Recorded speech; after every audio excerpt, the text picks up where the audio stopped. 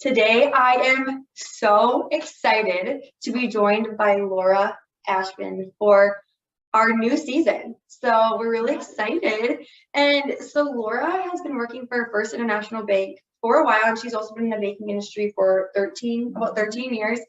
And she's a commercial lender. So we're really excited to have her. And when Laura isn't working, she usually is giving back, which we all need to learn more of. And so I'm really excited to hear your insight because I know you do a lot in the church and in a lot of organizations. So yeah, welcome. And thank you. This is exciting. Yeah.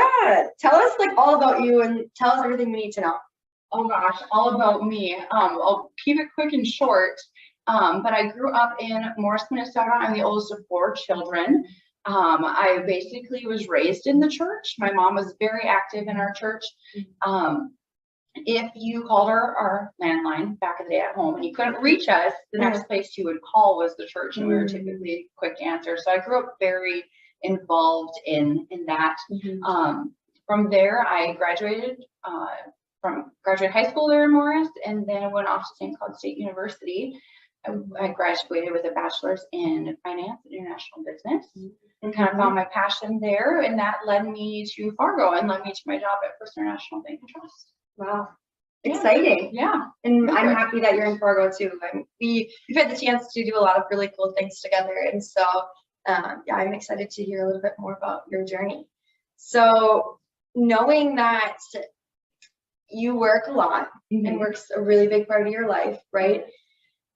I'm really interested to know, because I struggle a little bit with balancing it all, because I want to be able to go, I would love to be able to go like daily mass and do all these things, but like how are you finding this balance between like work and also going on having fun with friends and spending time with your family, but also spending time with God and like making that a priority? Like what are you doing and how is that looking? So my goal would be is I would love to have a lunch ladies group like my grandmother has, where they get together. I think it's like every Tuesday or every Thursday each week, a group of them get together and have lunch. I aspire to have that.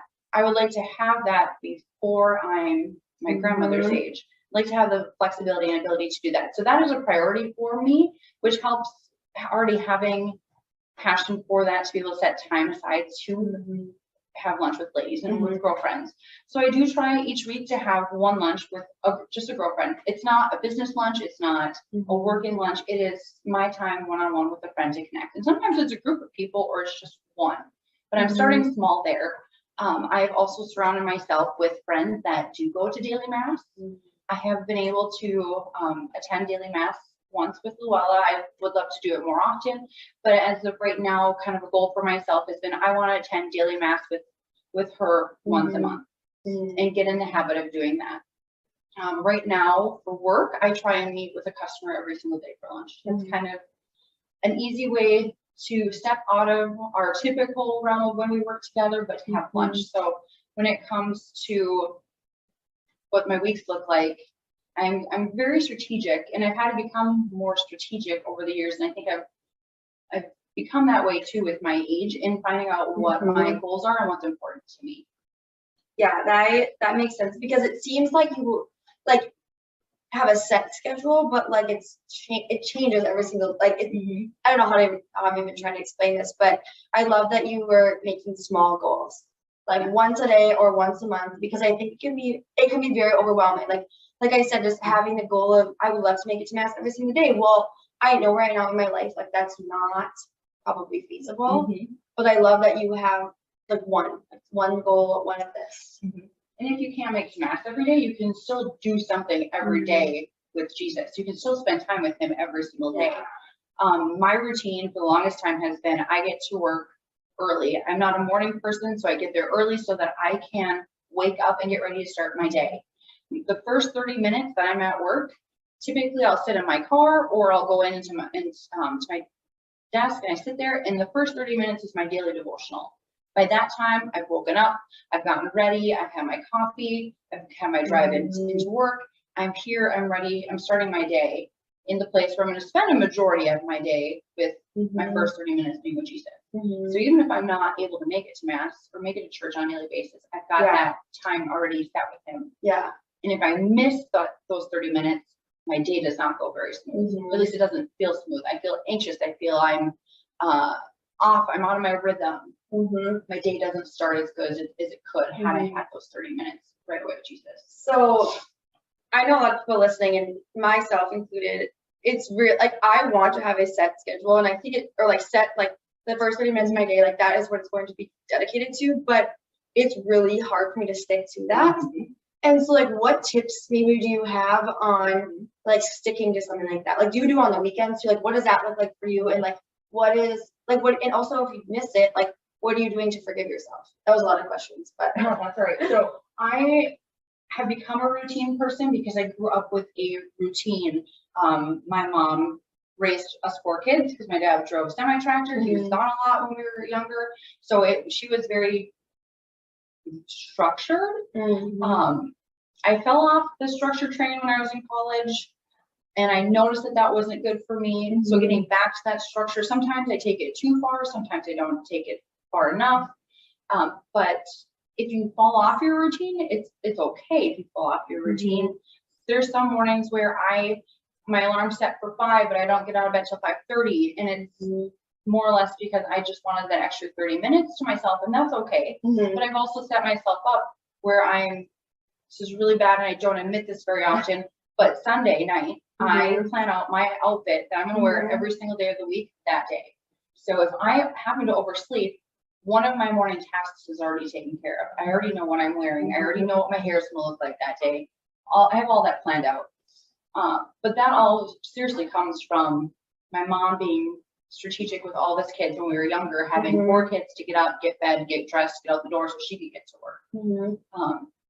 My weekends though, I 100% usually fall off the train. I don't get up at that early, but I still get up at least by 7:30 on the weekends. Have my cup of coffee, have my time with Jesus, but it's more of I get to that when I get to it. I'm not in such a rush. Yeah, exactly. When I think, I mean, obviously all our listeners know we talk about burnout prevention too, and like you brought up a good point, and just the idea of having that structure, or doing a task that will eliminate stress later. Like that is a huge part of burnout prevention, because when you do something that will make your life easier in the future, you're eliminating the stress that can happen.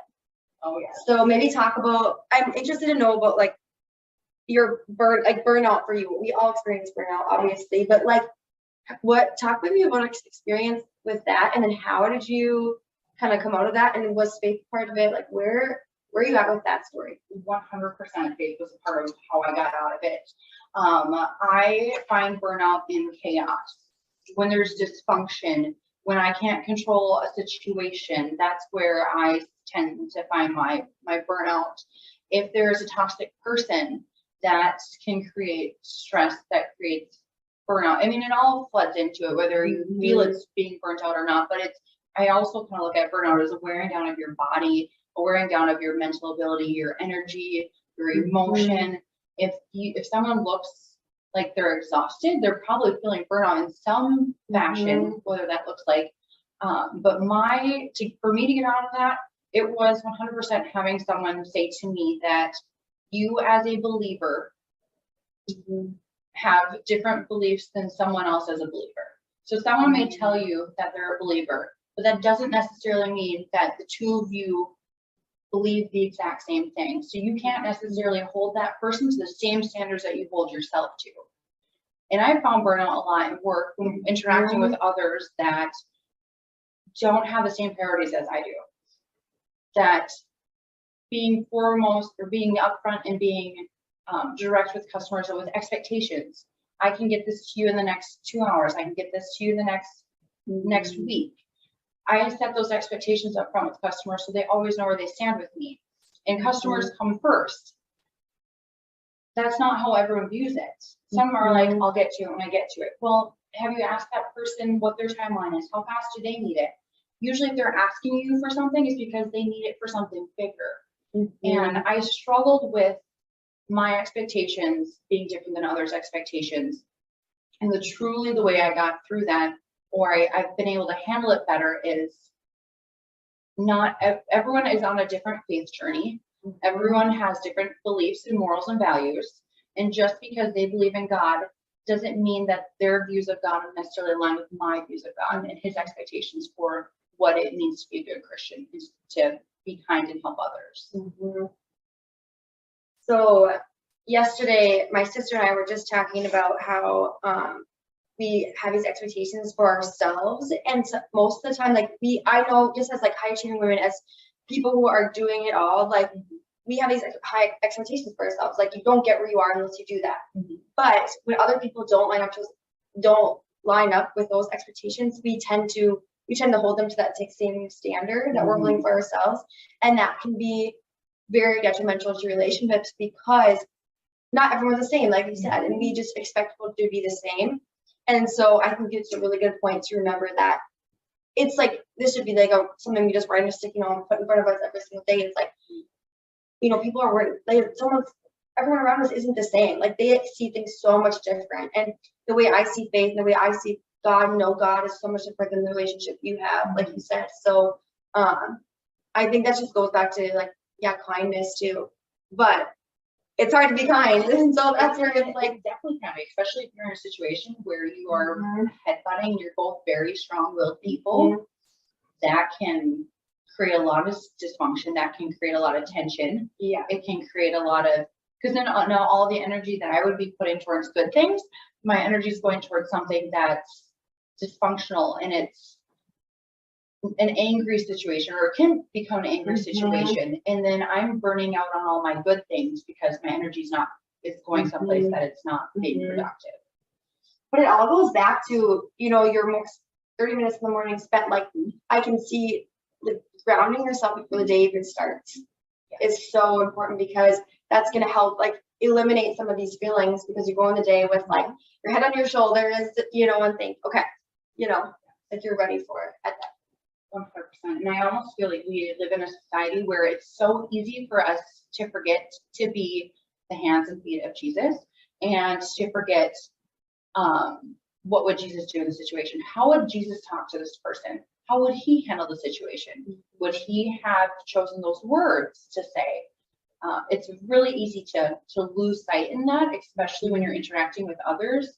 I feel as if when I don't start my morning with him. Yeah. I think like if anything comes from this podcast, it's just like the morning thing. Like and maybe it's just me. I just need to start doing stuff in the morning. But I'm not a morning person. It's so hard. I've always been a night owl. Always. It did not hit me until I was in my mid-20s to start working towards being more of a morning person. Truthfully. Yeah. And if I had my choice, I would start my day at 10 a.m. Yeah. It would. That'd be fantastic. But being in a professional setting, that's not really an option for me. And I do have some clients that will call me at 6:30, 7 a.m. because they now know that I'm up that early, and they are too. And that's when it works best for the two of us to have conversations, because their day is just starting. They're not out on a job site. That's when we can connect. So I think too, being a morning person isn't for everyone, but it all has to depend around what is it that your career is, what is it that your job is, what is it that your day looks like. So if you don't have to start your day till 10 a.m., you don't have to. Yeah. So then that means if you're getting up at 9 to be to work by 10:30 or what have you, you can still fit time in with Jesus in there. There just doesn't have to be at 7:30 in the morning. Yeah, exactly. And I think also is the thing I need to remember though, and I think a lot of people need to remember though, it's not going to happen in one day. Like creating this expectation or creating this habit, and you're going to fail, but then it all goes back to the idea of giving yourself grace in that situation. And God is not mad at you when you fail. He just wants to sit by you and be with you in every situation. And so, yeah, it's really cool. I love that. I like you said that God is not mad at you. He's a forgiving God. That's very important to remember. Because it can be so easy, like we were saying, those expectations we put on ourselves be very like structured and hardworking, and we're go-getters. We're gonna get this done. But like at the end of the day, if we don't do something we're gonna do, like you're upsetting yourself maybe, but like when you let it get to the point where it's taking over, like that obsession of succeeding, it's like, who are you succeeding for at this point? So let's talk about that actually. So you're obviously like very successful. You're successful in your career and doing these things, but like how do you handle like that in between of having a relationship or not letting your career become your life? if that makes sense. It does make sense. I wonder if everyone goes through a phase where your career does become your life. Because I was at a point where my career did become my life prior to coming over to First International and being able to have more of a good balance between everything. And I think that I'm able to have the good balance that I have because of the leadership of the bank. Because we have very strong leaders that have a very strong faith as well, that they portray that and they set the example of what it should look like, that it's easy for me to have that balance. But to have that balance, you also do have to work very hard. And you do have to be performing and you do have to hit your goals. And I don't always hit my goals. There are days that I'm like, okay, well, I'm winning at this and I'm failing at this. So what do I need to change here so that maybe I need to cut back at what I'm doing over here that I'm winning at, still be winning, but take some of that energy away from that to put it more over here where I feel like I'm falling, and to bump that up a little bit. But truthfully, prior to coming over, I did spend a lot of time at work. And I feel as if maybe that's part of because of the way I was raised, growing up on a farm. Your entire life you're always working and it's your livelihood. And it didn't look like it was work all the time. And it was spending time with family. So it didn't necessarily feel like work, even though it was, and there's a lot of things I don't ever want to have to do again. Because it was hard work. But I feel like maybe that was part of it too. But then also it was almost an expectation. I had, coming out of college, it was, you've got to put in this many hours if you want to get to this promotion and you want to make this amount of money. It's almost as if the college that I went to and the classes that I had, the professors that I had, were also setting those expectations. And I don't necessarily agree with all of that.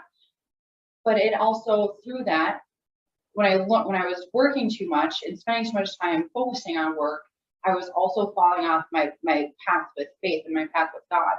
And then once I realized that, oh, I'm going too far to the left, I need to get back on this path. That's when it was easier for me to say no to things. It was easier for me to say, I'm done with work. It's 5 o'clock. I've got to shut things down.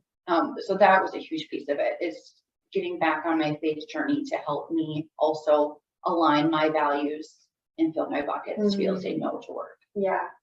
So on the opposite of working a lot, like we already touched on, I mean, obviously, I work a lot to be successful, but like, what about resting? So we obviously know Sundays, the Lord's Day of rest, but I'm really interested to hear your take on, it's different than it used to be. We do all these things on Sunday. We were like, after work, like, people just used to go home, cook dinner, go to bed, you know what I mean? And take care of the kids. But now, like, it's not like that. There's so many things to do. So I'm interested to hear your take on what you think God says about resting and what you think rest can look like now, because times are different. Times are very different depending on where you live. I'll go with that. Back home where I'm from, there is a church that seriously, you do not work on Sunday. They spend a majority of their day in church, to the point where that Sunday is coming, because if we're in spring planting or fall harvest, they will work up until 11:59 p.m. Saturday night and then shut everything down. And then the rest of Sunday is their day of rest. That is an extreme where they really do not work on Sunday. I appreciate a piece of that, but at the same point in time, it's very, very old school. But in the book of Genesis, it does say on the seventh day, God rested. He rejoiced and embraced what he had done. He looked back at all the work he did those first 6 days.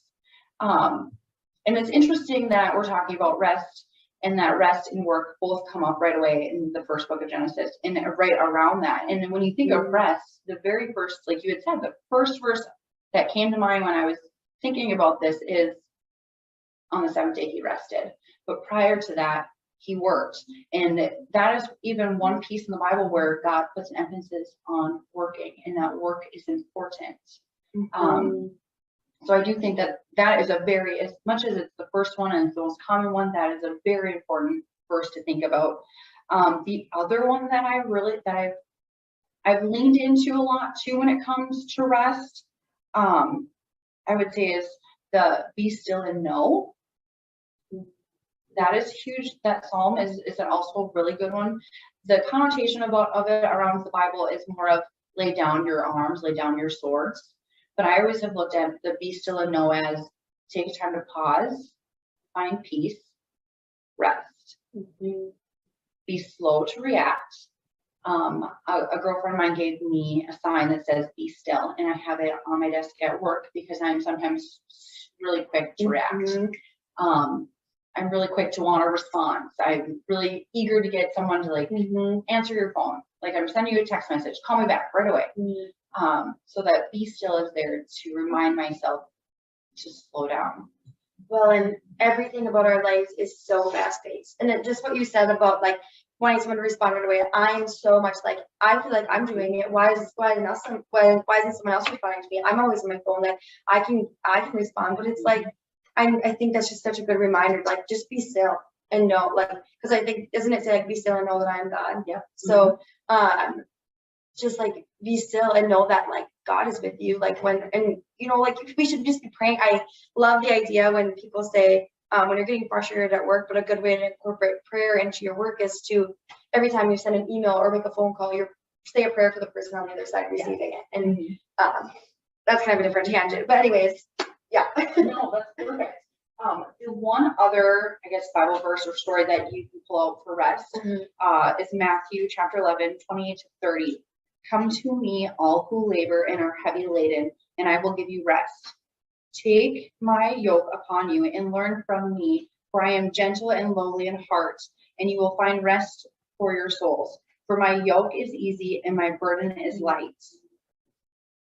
There's a lot to unpack in that, but a lot of it goes back to like a farming analogy of taking up a yoke.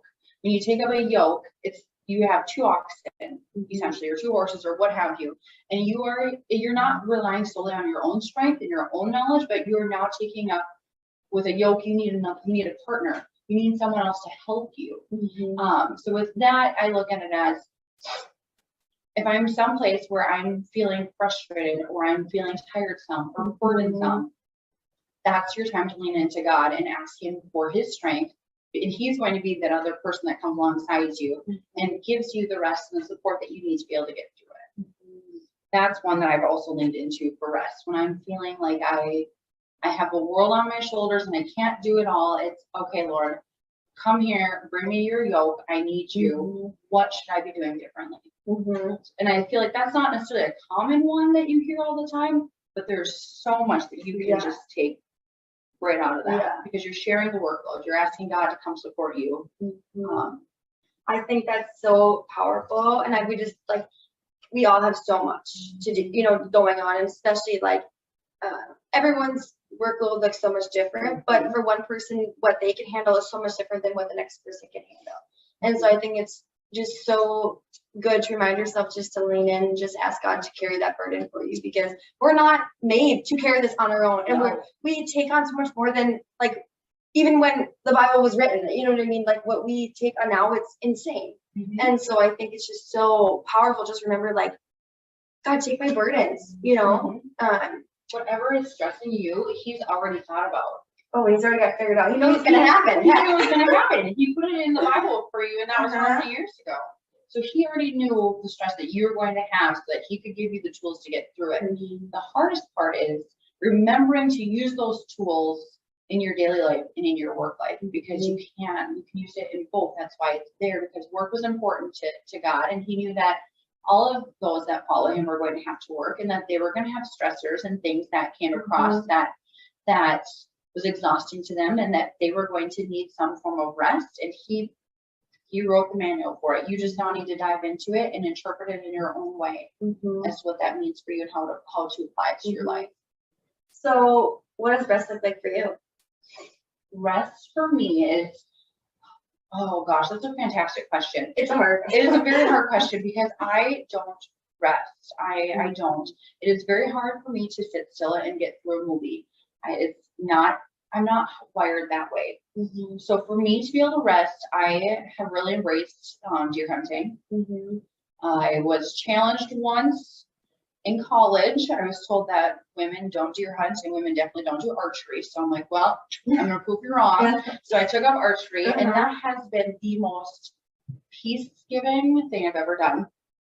It is a moment where I'm sitting in a tree or in a ground blind, or my back's up against a hay bale, and I'm just sitting there in peace, watching my surroundings. I'm listening to that annoying squirrel behind you. And if you've gone deer hunting, you know there's always that one squirrel. Or that voice that looks like a deer or something that wants to stare at it for 2 hours. Yeah. It's daylight's coming up. There's something. Yeah. Oh gosh, that's a deer. I know it is. And as finally it's daylight, I'm like, oh boy, Yeah. I have these eyeballs checked. But that is what I have embraced, to be able to rest. I truly have, because I'm shutting my mind off. I'm able to sit there in peace. But I'm not shutting my mind off in the sense of I can talk to God. That's an easy time for me to have Jesus time and connect. It's also an easy time for me to take in nature, what's around me. So my brain is still moving, it's still functioning, it's still thinking. It's just my body is at peace. Yes. And that's what I need most.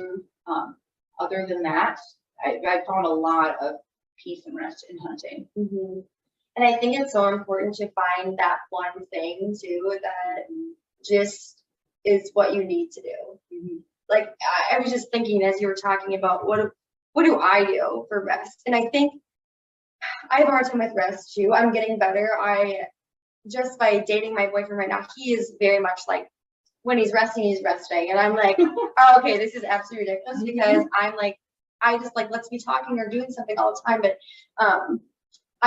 I love to exercise and walking for me. And they say like exercise is the best prevention of burnout or the best way to overcome things. And so for me, like it's still resting, but it's because I'm turning my mind off of the other things usually. I mean, if I love to walk with friends or do things like that, like that's I can get in like my exercise and that's like taking the load off too, but also it's like active rest. And I don't know if that's okay with God, but I mean, I'm going to just pray about it. I don't know, like, that's so hard for me to. Rest is going to look different for everyone because all of us are unique. We're all different. None of us should be the same. Yeah. Life would be really boring if we were all the same. True. So whatever you think rest is, and you're meeting your own expectations of how you want to rest, then I think it's a win. Yeah, I love that. That's so good. Well, okay. So I want to ask you, I know you kind of talked about some Bible verses that you really liked, but I don't know if you have like a story from the Bible or something that's really like applicable to you, maybe in your personal life. Like, is there one story or maybe somebody like a story from the Bible that sticks out to you? Oh, okay. Well, so my all-time favorite Bible story, I don't necessarily know if it. Well, you can tie this story to anything. And truthfully, is Jesus saved a wedding, and he turned water into wine. And it's so important that you remember to celebrate in your professional and your personal life. And I look at that story as just celebration, not necessarily. I mean, I love a good glass of wine. I love having a cold beer with friends. I enjoy that immensely, but celebrating. And I have never done a good job celebrating wins at work. Never. It's always been, okay, got it, next thing. What am I on to the next thing? Okay, I hit that goal, great, that was set for me. But sometimes your goals are set really big and really high for you. And when you achieve that, you have to celebrate it. And sometimes it feels selfish to celebrate something like for yourself, but it's also, you need to celebrate that.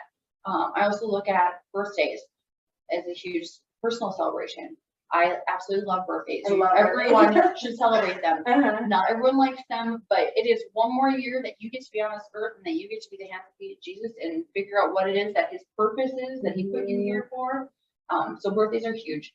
Also celebrating in the sense of you just received fantastic knowledge or news that you're cancer free. You should be celebrating the daylights out of that. The birth of a baby, celebrating the daylights out of that. Celebrating the first communion, confirmation, a wedding, all of those things. So yes, Jesus turned water into wine, but the bigger picture was he did it as a celebration, and it was a wedding celebration. So that's hands down one of my favorite stories. I love that because I think that verse can be or that story can be taken in so many different ways, but the fact that like that's how you interpreted that as to celebrate, I think that goes back to like, so what you're saying, we're always on to the next thing, like just going back to what you said about being still, taking time to step away and just like like even with God, he on the seventh day he rested and celebrated all the things that he did. Yeah. Like we are always accomplishing things, doing all these amazing things, and we never take the time truly to like step back and think, oh my gosh, like I did that, and thank you God for helping me get through that, and celebrating that, even or just like living and like being still in that moment and soaking in all the glory, because it's so hard to remember to do that, because we're taught, and like it's just instilled in our culture, just go go go go go. And I just think about like recent instances for me, and like just planning that summit, and like I never, like I'm already into the next thing, I'm like already talking about these other people, I'm like I never took the time to actually like sit and like celebrate that win and like praise God for that, because so now, wow, I love that you said that. So why didn't you? I don't know. Yeah. I think it's a mindset change, honestly. I mean, we grew up with celebrating birthdays all the time. Oh yeah. 4th of July, my mom made it a huge thing. We are celebrating 4th of July. It is very, very important. But at some point in time, where did the culture shift change that we don't celebrate certain things? We don't take the time to celebrate, or we think that something is so minimal that it doesn't deserve a huge celebration. And my number one argument is I want a band every year for my birthday. I think we should have a band every year for my birthday, not just the milestones. Because I think that should be a big celebration. I agree. I'm guilty of it. I don't take time to celebrate little things. Not a chance. Like what if you I just think like what if you just, I don't know, had a really good meeting and you just met someone really awesome? Like what if you go back to your office and be like, I don't know, do something really cool, like I don't know, give yourself a high five or I don't know, you know what I mean? Like celebrate in some way those little things that, like, I think that's just a huge takeaway from this conversation, is just talking about, like, yeah, God celebrated, and like, God says we should rest, so we should maybe, like, it really is just like resting and being still in our wins is maybe a good wrap up. Yeah. Well, Laura, we're running out of time, but I just want to say thank you so much for joining me. Is there any last thoughts you have, or any last things? This has been fantastic. It's made me think a lot about my faith. It's made me think a lot about how do I incorporate my own faith into work. I think what my biggest challenge is going to be in the next year is being more open with my faith. If you are in my close-knit circle of friends, you know that I'm faithful, you know that I have a strong faith, but it's not something that I discuss in the workplace or discuss with customers. And I think part of that has come from, we kind of grew up in the era too, or I definitely did, where if you keep it all and you don't talk about religion, you don't talk about politics, and if someone came to work with their Bible, you thought that they were preaching at you. I want that. I think that would be huge change. And that, no, it's not a preaching to anyone. This is what I truly believe in. This is the foundation of what's going to make me a good person. So my goal, and even maybe a goal to you, is how this next year, since we're still so early in 2022, how do we talk about Jesus in our work today, or not necessarily talk about him, but how do we use him to influence those around us without them necessarily knowing that we're talking about Jesus. Yeah, and I think I actually just read, and I read this in my book the other day, and I think this is a good way to end this, just to say, like, God, teach us to pray, teach us to rest, and teach us to just speak the way he wants us to speak, because like, we need you, God, So we can't do without it. Laura, thank you so much. This is so great. So